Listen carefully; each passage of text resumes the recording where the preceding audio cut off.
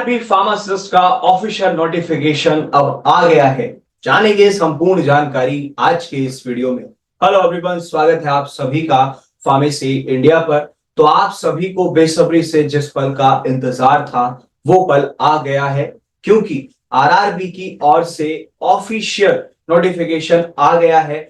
Total 246 pharmacist vacancies के लिए पूरी डिटेल में आज हम बात करने वाले हैं कि इन्होंने जो अपना नोटिफिकेशन जारी किया है इसके अंतर्गत क्या क्या चीजें के बारे में बताया है, किन किन चीजों पर फोकस किया है, जैसे कि इसकी सैलरी क्या होने वाली है, ठीक है, कौन कौन से जोन से वैकेंसीज आई हैं, डिफरेंट जोन्स की क्या वेबसाइट होने वाली है, एलिजिबिलिटी क्राइटेरिया क्या होने वाला है। तो उन सब के बारे में आज के इस वीडियो में हम बात करेंगे। तो चलिए अब शुरू करते हैं। आज का हमारा जो सेशन है आरआरबी फार्मासिस्ट का ऑफिशियल नोटिफिकेशन, इसको अब स्क्रीन के थ्रू मैं आपको बताने वाला हूं, तो आप बने रहिएगा, इसमें आपको सारी जानकारी प्राप्त होगी। तो चलिए अब बात करते हैं, पूरा डिटेल में जानेंगे कि जो हमारा government of ministry of railways की ओर से, रेलवे रिक्रूटमेंट बोर्ड की ओर से हमारा ऑफिशियल नोटिफिकेशन आया है उसके बारे में पूरी जानकारी प्राप्त करेंगे। तो आपके सामने पीडीएफ ओपन मैंने कर दी है, तो इसकी ऑफिशियल पीडीएफ है जो कि हमारी टोटल 40 पेजेस की होने वाली है। ये centralised employment notification Sen number 04/2024 है, ठीक है। इसमें जब आप नीचे की तरफ स्क्रॉल डाउन करेंगे तो आप देख सकते हैं पूरा डिटेल में इन्होंने पैरामेडिकल की वेरियस कैटेगरीज के रिक्रूटमेंट के लिए नोटिफिकेशन जारी किया है, जो कि हमारा government of India ministry of railways railway recruitment board की ओर से आया है।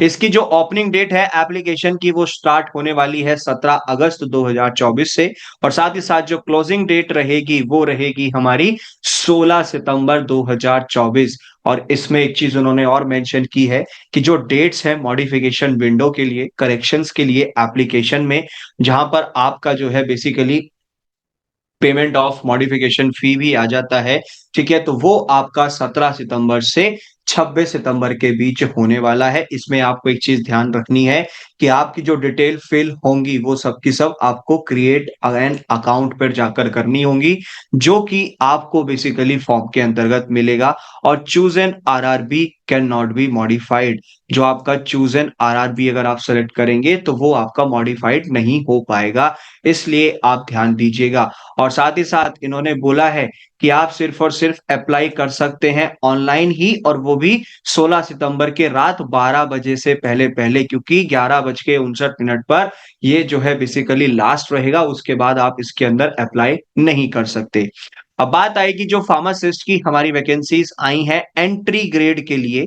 पे लेवल इसके अंदर 5 होने वाला है, जहां पर सैलरी हमारी 29,200 रुपए से स्टार्ट होगी।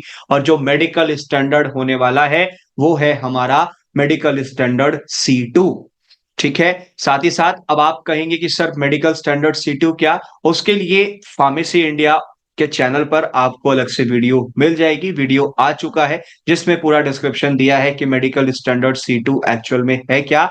लिंक आपको उसका डिस्क्रिप्शन में भी दिया गया है, आप वहां से जाकर के भी देख सकते हैं। एज लिमिट दी है कि 20 से 38 साल तक के ही अप्लाई कर सकते हैं। और टोटल पोस्ट हमारी जो इस साल होने वाली है वो है 246, यानी कि 246 वैकेंसीज हमारी फार्मासिस्ट के लिए होने वाली हैं। इसमें जब आप नीचे की तरफ स्क्रॉल डाउन करेंगे तो यहां पर पूरा डिस्क्रिप्शन में बताया हुआ है कि जो इंपॉर्टेंट इंस्ट्रक्शंस हैं वो चीज आपको यहां पर ध्यान रखनी है कि कैंडिडेट्स को फाइनल रिजल्ट्स तक वेट करना होगा। जो भी आपका इसके अंतर्गत प्रिस्क्राइब एजुकेशनल, टेक्निकल और प्रोफेशनल क्वालिफिकेशंस का है वो सब आपका एलिजिबल नहीं है इसके अंदर अप्लाई करने के लिए, आपको फाइनल रिजल्ट्स के लिए वेट करना पड़ेगा। एलिजिबिलिटी की बात करें तो कैंडिडेट्स को प्रोविजनल बेस्ड जो है पूरी डिटेल्स फर्निश करनी पड़ेंगी अपनी ऑनलाइन एप्लीकेशन के जरिए। आरआरबी यहां पर कोई भी एज सच डिटेल्ड नहीं लेगा एप्लीकेशंस की एलिजिबिलिटी के लिए, ठीक है। तो इसलिए कैंडिडेट्स जो होंगे उनको सिर्फ और सिर्फ प्रोविजनली सब्जेक्ट्स के लिए अपनी जो भी उनकी बेसिक एलिजिबिलिटी है, जो क्राइटेरिया है वो फुलफिल करना होगा। कैंडिडेट्स को रिक्वायरमेंट्स जो है एजुकेशनल क्वालिफिकेशन की, एज की, मेडिकल स्टैंडर्ड्स की, एक्सेट्रा की, इन सब के लिए उसको जो है गो थ्रू करना पड़ेगा, सारी चीजों के बारे में उसे जानकारी प्राप्त करनी होगी। साथ ही साथ अगर मैं बात करूं तो यहां पर मेडिकल फिटनेस के लिए भी कहा है कि जो कैंडिडेट्स आपके मेडिकल अनसुटेबल माने जाएंगे इस फार्मासिस्ट की पोस्ट के लिए उनको ऑल्टरनेटिव अपॉइंटमेंट नहीं दिया जाएगा। ठीक है। एज लिमिट जो देखी जाएगी वो 1 जनवरी 2025 के आधार पर देखी जाएगी। ठीक है बच्चा लोग, तो ये आपका होने वाला है। साथ ही साथ इसके अंदर बताया है कि जो कैंडिडेट चूज करेंगे आरआरबी को, उन्हें यह भी इंडिकेट करना पड़ेगा कि उनकी प्रेफरेंसेस कौन से रेलवे जोन के लिए होने वाली है। पोस्ट कैटेगरीज जो उसमें नोटिफाई की गई हैं, और जो कैंडिडेट्स इंटरेस्टेड होंगे वो अप्लाई कर सकते हैं और एलिजिबल भी माने जाएंगे अगर उनकी सारी कंडीशंस फुलफिल हो जाती हैं। चलिए, अब बात आती है, जब आप ऑनलाइन एप्लीकेशन के लिए अप्लाई करेंगे तो कैंडिडेट से पूछा जाएगा कि क्रिएट एन अकाउंट। तो कैंडिडेट्स को एडवाइस किया जाता है कि आपको डिटेल्स जो है अपनी उस अकाउंट क्रिएशन में देनी होंगी और सबकी सब क्लियर होनी चाहिए, क्योंकि करेक्शंस जो हैं वो आपको यहां पर परमिट नहीं की जाएंगी। एक बार अगर आपका अकाउंट बन गया, जो डिटेल्स आपने क्रिएट एन अकाउंट में फिल की हैं, ठीक है, उसके अंदर मोबाइल नंबर और ईमेल आईडी, इसका ध्यान रखना, क्योंकि ये सिलेक्शन प्रोसीजर के टाइम पे भी काम आने वाला है। एक बार जो आप मोबाइल नंबर और ईमेल आईडी डाल देंगे, ठीक है बच्चा लोग, वो ही आपकी लास्ट तक चलेगी आपके लिए। फिर दोबारा से उसके कोई चेंजेस के लिए इस पोर्टल को नहीं ओपन किया जाएगा। तो इस चीज को ध्यान रखना, क्योंकि आप उसको मॉडिफाई नहीं कर सकते हैं किसी भी स्टेज पे, एक बार अगर अकाउंट आपका बन गया। ठीक है, आगे चलते हैं। साथ ही साथ इसके अंदर 26 सितंबर 2024 के बाद किसी को किसी भी तरीके का कोई मॉडिफिकेशन चेंज करने के लिए कोई भी आगे एंटरटेन नहीं करेगा। ये सब यहां पर बता दिया है। शॉर्ट लिस्टिंग जो होगी कैंडिडेट्स की, देखो यहां पर आपका सीबीटी कंप्यूटर बेस्ड टेस्ट होने वाला है, तो उसी के आधार पर आरआरबी जो सेलेक्ट करेगा वो आपका जो बेसिकली मेडिकल एग्जामिनेशन होगा, और जो आपने टेस्ट अपना दिया है, सीबीटी टेस्ट दिया है, उसके आधार पे 1:1 का वो लेकर के चलेंगे। उसी के आधार पे कैंडिडेट्स को सेलेक्ट किया जाएगा, शॉर्टलिस्ट किया जाएगा। ठीक है, यहां पर उन्होंने ये भी बताया है कि नेगेटिव मार्किंग भी होने वाली है, यानी कि 1/3 मार्क जो है आपका डिडक्ट कर दिया जाएगा हर एक गलत आंसर पे। जो बैंड आइटम्स हैं उस पर भी ध्यान दीजिएगा, क्योंकि बहुत से बच्चों को लगता है कि हम कुछ भी ले जा सकते हैं, ऐसा नहीं है।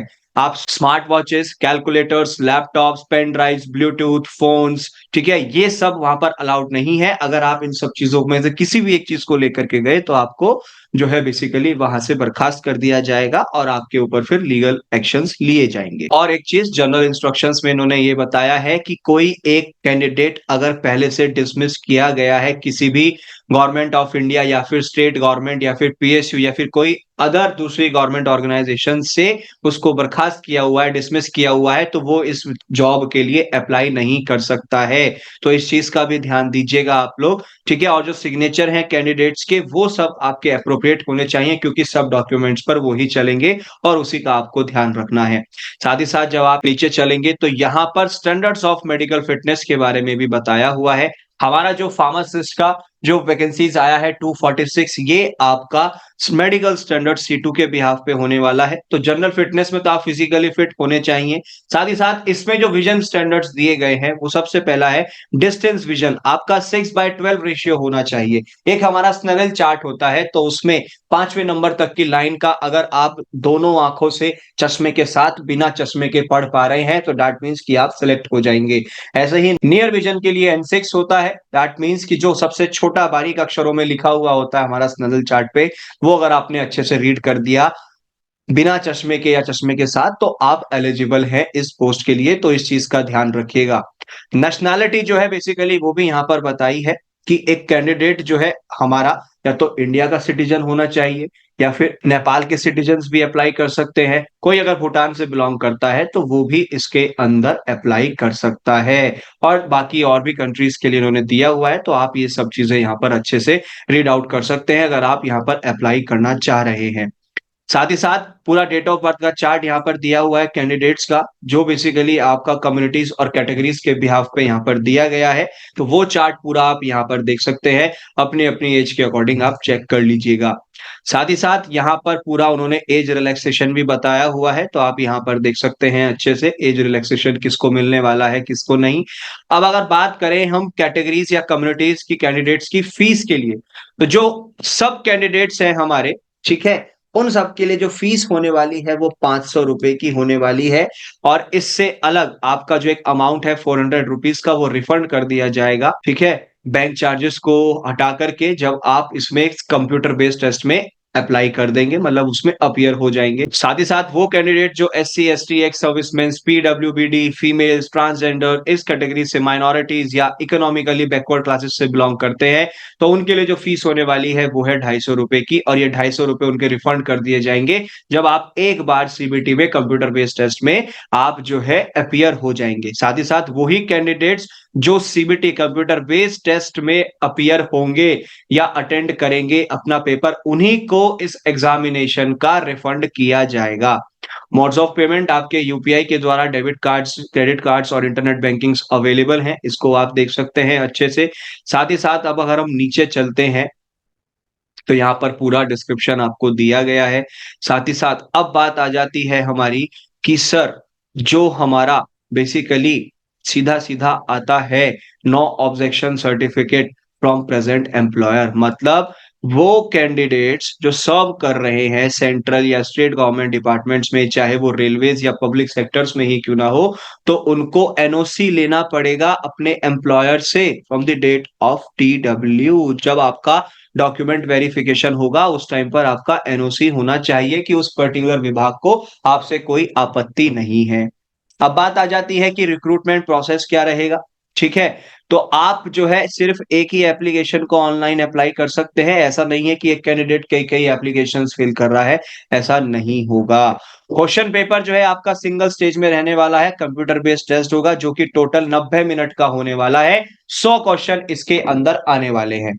ठीक है, और जो PWD यानी कि पर्सन विद डिसेबिलिटीज वाले पर्सन हैं, उनको 120 मिनट यहां पर मिलने वाले हैं। सभी क्वेश्चंस आपके मल्टीपल चॉइस टाइप के होने वाले हैं, जिनके चार चार ऑप्शंस भी होंगे। अब बात आती है कि सिलेक्शन वाइज मार्क्स क्या है, हमारा पेपर का पैटर्न क्या होता है एक्चुअल में। तो आप जानते ही हैं कि दो पार्ट में होता है। 70% का जो रेशियो है वो हमारा प्रोफेशनल एबिलिटी यानी कि फार्मा पार्ट होता है, और 30% नॉन फार्मा। तो प्रोफेशनल एबिलिटी में टोटल 70 क्वेश्चंस आएंगे, और हर क्वेश्चन 1 नंबर का है, तो 70 नंबर का हुआ। वहीं पर नॉन फार्मा में 3 कैटेगरीज हैं। जनरल अवेयरनेस 10 क्वेश्चन आने वाले हैं और 10 ही नंबर का है। General arithmetic, general intelligence and reasoning, यहां से भी आपके टोटल 10 क्वेश्चंस आएंगे, और हर क्वेश्चन 1 नंबर का है। 10 मार्क्स का ये पार्ट होने वाला है।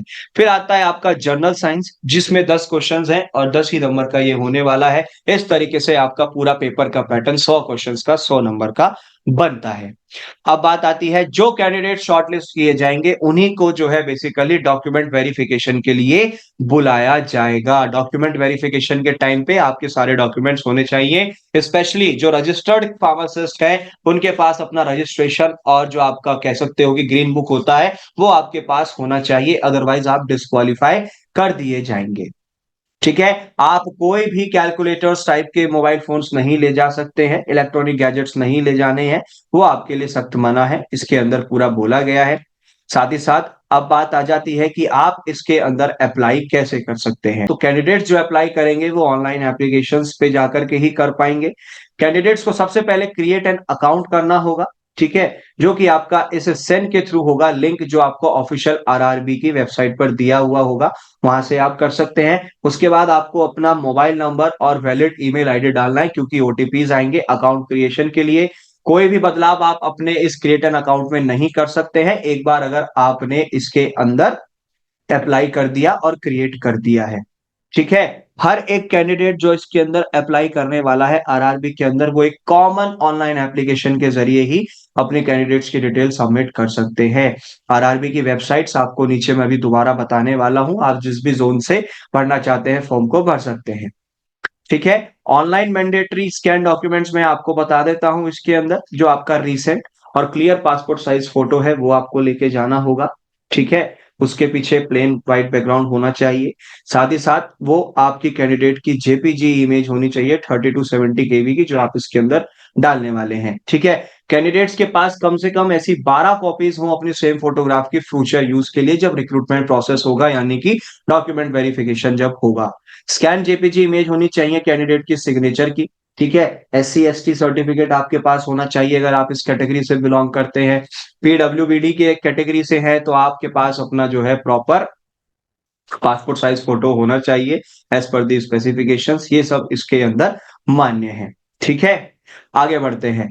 अब आपके सामने मैं लिस्ट दिखा देता हूँ जो आपकी लिस्ट ऑफ आरआरबी वेबसाइट्स हैं, ये आप सामने अपनी स्क्रीन पर देख सकते हैं डिफरेंट ज़ोन्स की, जैसे अहमदाबाद, चेन्नई, मुज़फ्फरपुर, पटना, गोरखपुर, अजमेर, बेंगलुरु, गुवाहाटी, प्रयागराज, रांची, जम्मू, श्रीनगर, भोपाल एटसेट्रा। तो ये पर्टिकुलर ज़ोन्स हैं जहाँ से आपकी वैकेंसीज़ आई हैं आरआरबी फार्मासिस्ट की। ये पर्टिकुलर आपकी साइट्स होने वाली हैं जहाँ से आप डिफरेंट ज़ोन्स में अप्लाई कर सकते हैं।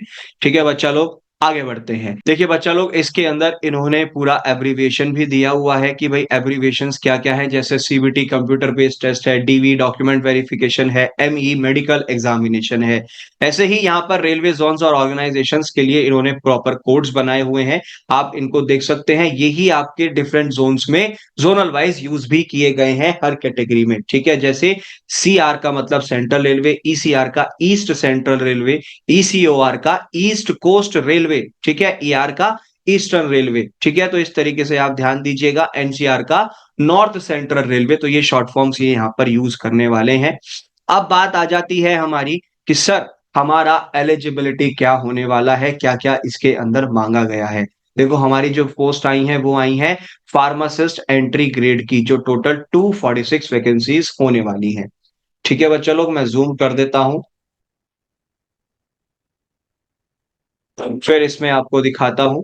आपका जो है 10+2 के साथ आपका डिप्लोमा फार्मेसी में होना चाहिए किसी भी रिकॉग्नाइज इंस्टीट्यूशन से, और आप एक रजिस्टर्ड फार्मासिस्ट भी होने चाहिए, यानी कि जिन बच्चों का डी हो चुका है, डिप्लोमा हो चुका है, वो इसके अंदर अप्लाई कर सकते हैं। और साथ ही साथ जिनका बैचलर डिग्री कंप्लीट हो चुका है, यानी कि बी फार्मा किसी भी रिकॉग्नाइज यूनिवर्सिटी या इक्विवेलेंट से, तो आप भी अप्लाई कर सकते हैं। आप भी एक रजिस्टर्ड फार्मासिस्ट होने चाहिए। क्या? एक रजिस्टर्ड फार्मासिस्ट आप होने चाहिए, तो आप इसके अंदर अप्लाई कर सकते हैं अगर आप एक रजिस्टर्ड फार्मासिस्ट हैं। ठीक है, तो यानी कि डिप्लोमा और बैचलर्स, डी फार्मा और बी फार्मा दोनों कैंडिडेट्स इसके अंदर अप्लाई कर सकते हैं, और आप एक रजिस्टर्ड फार्मासिस्ट भी होने चाहिए। ठीक है, अब मैं आपको बता देता हूं कि जोनल वाइज कितने कितने वैकेंसीज आई हैं, वो सामने आपके स्क्रीन पर है, आप देख सकते हैं। अगर मैं बात करूं आरआरबी अहमदाबाद की, तो यहाँ पे फार्मासिस्ट की टोटल 18 वैकेंसीज आई हैं। ठीक है, फार्मासिस्ट एंटी ग्रेड की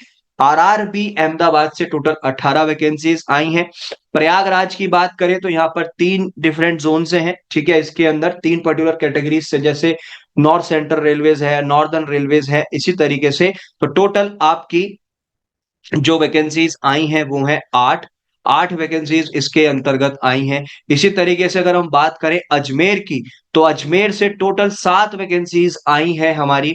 इसी तरीके से अगर बात करें हम बेंगलौर की, तो बेंगलौर से टोटल 27 वैकेंसीज आई हैं। ठीक है, बेंगलौर से टोटल 27 वैकेंसीज आई हैं। भोपाल की बात की जाए तो 2 डिफरेंट जोन से टोटल आपकी 6 वैकेंसीज आई हैं। ठीक है, फार्मासिस्ट एंटीग्रेड के लिए टोटल 6 वैकेंसीज आई हैं।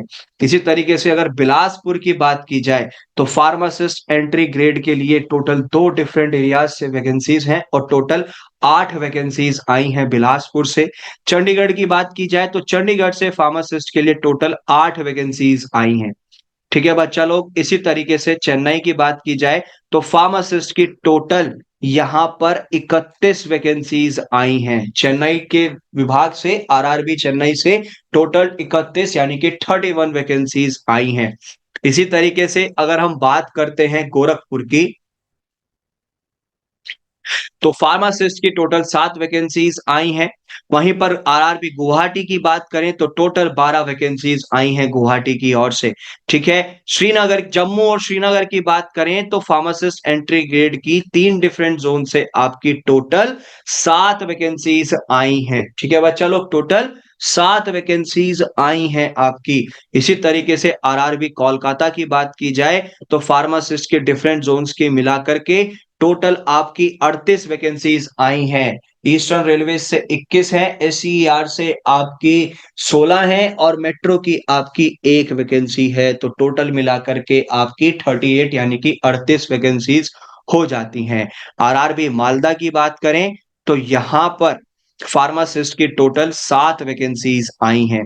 इसी तरीके से आरआरबी मुंबई की बात की जाए तो फार्मासिस्ट एंट्री ग्रेड के लिए टोटल आपकी 31 वैकेंसीज आई हैं, ठीक है। 31 वैकेंसीज आई हैं आरआरबी मुंबई की ओर से। इसी तरीके से मुजफ्फरपुर की बात करें, टोटल 6 वैकेंसीज आई हैं। पटना से फार्मासिस्ट के लिए टोटल सिर्फ 2 वैकेंसीज आई हैं, ठीक है बच्चा लोग। आरआरबी रांची की बात की जाए तो 7 वैकेंसीज आई हैं फार्मासिस्ट के लिए। आरआरबी सिकंदराबाद की बात की जाए, ठीक है, आरआरबी सिकंदराबाद की टोटल 8 वैकेंसीज आई हैं हमारी। और सिलीगुड़ी की बात की जाए तो वहां से 8 वैकेंसीज आई हैं बच्चा लोग, ठीक है बच्चा। तो ये जो है पूरा हमारा जॉब्स का जो आरआरबी फार्मासिस्ट की पूरी 246 वैकेंसीज हैं, डिफरेंट जोन्स में कहां कहां से कितनी कितनी आई हैं, वो मैंने आपको बताया। अब हम बात करेंगे कि हमारा सिलेबस क्या होने वाला है इसके लिए। सिलेबस के लिए भी आपकी चैनल पर वीडियो आ चुकी है, उसका डिस्क्रिप्शन लिंक में आपको दिया गया है कि हमारा फार्मा और नॉन फार्मा का सिलेबस क्या होने वाला है, वो आपको अच्छे से बताया है। फार्मासिस्ट की बात करें हम, तो यहां पर हमारे सारे सब्जेक्ट्स इसके अंदर दिए गए हैं कि कौन कौन से सब्जेक्ट, जैसे आपका human anatomy and physiology, pharmaceutical analysis, statistics, ठीक है, inorganic chemistry, remedial biology, mathematics, pharmaceutical organic chemistry, biochemistry, computer applications in pharmacy, environmental sciences, physical pharmaceutics etcetera. ये सारे सब्जेक्ट्स आप सामने देख सकते हैं स्क्रीन पर। ये पूरा सिलेबस होने वाला है आपका फार्मासिस्ट के लिए, आरआरबी फार्मासिस्ट के लिए। तो अब हम बात कर लेते हैं कि हमारा नॉन फार्मा का क्या सिलेबस होने वाला है। तो 4 कैटेगरीज हैं, इसका भी आपको वीडियो मिल जाएगा नॉन फार्मा का, चैनल पर अवेलेबल है, लिंक डिस्क्रिप्शन में दिया गया है, आप देख सकते हैं। जनरल अरिथमेटिक्स है, जिसके अंदर इन्होंने सारी चीजें क्लियर की हुई हैं कि जैसे नंबर सिस्टम है, बोर्ड मास है, डेसिमल्स हैं, फ्रैक्शंस हैं, एक्सेट्रा। ऐसे ही जनरल इंटेलिजेंस एंड रीजनिंग से भी पूरा सिलेबस का डिस्क्रिप्शन दिया गया है कि डेटा इंटरप्रिटेशन और सफिशिएंसी होता है, जंपिंग है, जंबलिंग है, वेन डायग्राम है, कोडिंग और डिकोडिंग है, एटसेट्रा। जनरल अवेयरनेस की बात की जाए तो knowledge of current affairs, Indian geography, culture and history etcetera, ठीक है, जिसके अंदर फ्रीडम स्ट्रगल भी है। तो ये सब आपके पास पूरी प्रॉपर नॉलेज होनी चाहिए, आपको अच्छे से पढ़ता होना चाहिए। और जनरल साइंस की बात करें तो फिजिक्स, केमिस्ट्री और लाइफ साइंसेज जो आपकी 10th स्टैंडर्ड की सीबीएसई सिलेबस में है। तो ये सब आपको अच्छे से पता होना चाहिए, ये सब आपको पढ़ के जाना है अपने आरआरबी फार्मासिस्ट के पेपर के लिए, ठीक है। जब आपका पेपर होगा उसके भी नोटिफिकेशन आ जाएगा आपके सामने। तो तब तक के लिए आपके पास जो सिलेबस है वो सामने है, और इनकी वीडियोस भी चैनल पर अवेलेबल है, लिंक्स नीचे डिस्क्रिप्शन में दिए गए हैं। अब इन्होंने पर्टिकुलर फॉर्मेट्स भी बताए हुए हैं कास्ट सर्टिफिकेट के एससी एसटी कैंडिडेट्स के लिए, ये आप देख सकते हैं। फॉर्मेट ओबीसी एनसीएल सर्टिफिकेट के लिए भी दिया हुआ है। साथ ही साथ यहाँ पर डिक्लेरेशन फॉर्म दिया हुआ है जो हर एक कैंडिडेट्स को भरना है, ठीक है। मतलब उन कैंडिडेट्स को, हर एक उन कैंडिडेट्स को जो बैकवर्ड क्लास से बिलोंग करते हैं, उनको ये सर्टिफिकेट भरना है। साथ ही साथ इनकम एंड एसेट सर्टिफिकेट जो है आपको इकोनॉमिकली वीकर सेक्शंस के लिए जो ईडब्ल्यूएस में आते हैं, उनको ये फॉर्मेट फॉलो करना होगा, इसी के जरिए आप अप्लाई कर सकते हैं। साथ ही साथ इनकम सर्टिफिकेट है हमारा इकोनॉमिकली बैकवर्ड क्लासेस के लिए, उनका फॉर्मेट यहाँ पर दिया हुआ है। डिक्लेरेशन फॉर्म यहाँ पर दिया हुआ है, ठीक है बच्चा लोग। Proforma for waiver of examination fees to be submitted by minority candidates, ठीक है। डॉक्यूमेंट वेरिफिकेशन के टाइम पे आपको ये डिक्लेरेशन फॉर्म भरना होगा, वो जो बच्चे माइनॉरिटी कैंडिडेट्स में आते हैं उनके लिए है ये फॉर्मेट। उसके बाद सर्टिफिकेट ऑफ डिसेबिलिटी है, ये आपके पास होना चाहिए कि जैसे एम्पुटेशन या कंप्लीट परमानेंट पैरालिसिस है लिम्स में या डॉफिस में या फिर ब्लाइंडनेस के केसेस में, तो ये सर्टिफिकेट ऑफ डिसेबिलिटी का फॉर्मेट है फॉर्म 5, ये होना चाहिए। फॉर्म 6 है ये certificate of disability in case of multiple disabilities, अगर किसी में एक से ज्यादा डिसेबिलिटीज है किसी कैंडिडेट में, तो ये उनका फॉर्मेट होने वाला है, ये आपको फिल करके देना होगा, ठीक है। सर्टिफिकेट ऑफ डिसेबिलिटी का एक और फॉर्म है in case of those mentioned in form 5th and 6th, जो 5th और 6th में मेंशन है उनसे अलग कोई डिसेबिलिटी है, तो उसके लिए फॉर्म 7 आपको फिल करना होगा। साथ ही साथ ये लेटर है अंडरटेकिंग का, जो कि स्क्राइब यूज करने वाले हैं, फॉर यूजिंग स्क्राइब, उनके लिए जो है बेसिकली ये फॉर्मेट होने वाला है फॉर्म का। साथ ही साथ डिक्लेरेशन है जो एक्स सर्विसमैन कैंडिडेट्स हैं, ठीक है, regarding civil employment by availing ex serviceman quota, जो एक्स सर्विसमैन है और उस कोटा को अवेल करना चाह रहे हैं, तो उनको ये वाला फॉर्म जो है डिक्लेरेशन फॉर्म फिल करना होगा, ये उसका फॉर्मेट है। ठीक है बच्चा लोग, तो ये पूरा हमारा नोटिफिकेशन आया है आरआरबी की ओर से, जो मैंने आपको बखूबी अच्छे से बताया। आई होप आपको सारी चीजें क्लियर हुई होंगी, सारी चीजें आपको अच्छे से पता चली होंगी। पूरा नोटिफिकेशन हमने अच्छे से जाना, ठीक है, कि किस तरीके से अप्लाई करना है, कौन कौन अप्लाई कर सकता है, क्या एलिजिबिलिटी है, क्या सिलेबस है, पूरा डिटेल में हमने ए टू जेड सारी इंफॉर्मेशन प्राप्त करी, जो आरआरबी की ओर से ऑफिशियल नोटिफिकेशन हमारा आया है। चलिए, अभी आपने जाना पूरी जानकारी के बारे में, जो आरआरबी का नोटिफिकेशन आया है हमारा 246 फार्मासिस्ट वैकेंसीज के लिए, जिसमें कि टोटल 40 पेज की वो पीडीएफ है कि किस तरीके से हम अप्लाई कर सकते हैं, क्या क्या एलिजिबिलिटी रहेगी, ये सारी जानकारी हमें उस पीडीएफ के माध्यम से स्क्रीन में हमने देखा। आप अपनी तैयारी को और बेहतर बना सकते हैं, उसके लिए मैं आपको रिकमेंड करना चाहूंगा इंडिया की मोस्ट डिमांडेड बुक, जो कि है मिशन फार्मासिस्ट। आप इसको ऑर्डर कर सकते हैं फ्लिपकार्ट के जरिए, इस पे कैश ऑन डिलीवरी भी अवेलेबल है। इसकी स्पेशलिटी ये है, इसमें पिछले 30 साल के प्रीवियस ईयर क्वेश्चन पेपर्स को इंक्लूड किया गया है, जो 2023 तक के पेपर से अपडेटेड है। इससे आप अपनी प्रैक्टिस और अच्छे से कर सकते हैं। और साथ ही साथ बहुत जल्दी फार्मेसी इंडिया लेकर के आ रहा है आरआरबी फार्मासिस्ट सक्सेस किट, जिसके अंदर आपको 7,000 से भी ज्यादा टोटल एमसीक्यूज मिलने वाले हैं। इसके अंदर 30 मॉडल पेपर्स मिलेंगे और स्पेशली फोकस किया गया है नॉन फार्मा सब्जेक्ट्स के ऊपर। 1500 से भी ज्यादा आपको इसके अंदर सब्जेक्ट वाइज क्वेश्चंस मिलेंगे। प्रीवियस ईयर पेपर आपको इसके अंदर मिलने वाले हैं और 2000 से भी ज्यादा एमसीक्यूज टॉपिक वाइज आपको ऑनलाइन टेस्ट सीरीज में इसके जरिए मिलने वाले हैं। आप इस किट को प्री ऑर्डर कर सकते हैं, उसके लिए आपको सामने स्क्रीन पर नंबर दिखाई दे रहा है, इवन आपको डिस्क्रिप्शन में भी दिया गया है, उसके माध्यम से प्री ऑर्डर यानी कि प्री बुकिंग कर सकते हैं।